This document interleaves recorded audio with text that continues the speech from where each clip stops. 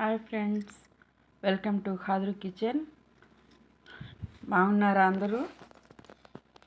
మాకు ఈరోజు మేము నారింజ మిఠాయిలు తీసుకుని వచ్చామండి.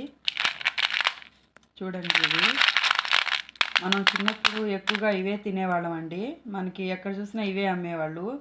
ఇప్పుడు ఎక్కడ అమ్మడం లేదు, అసలు ఎవరు తినడం కూడా లేదు ఎక్కువగా. ఇవి చాలా టేస్ట్గా బాగుంటాయండి. ఇవి తింటే ఇమ్యూనిటీ పవర్ కూడా పెరుగుద్దండి. చాలా మన ఆరోగ్యానికి కొంచెం వరకు మంచిదేనండి ఇది. మరి మంచిదని అదే పనిగా తిన్నా కూడా జలుబులు దగ్గులు వస్తాయండి.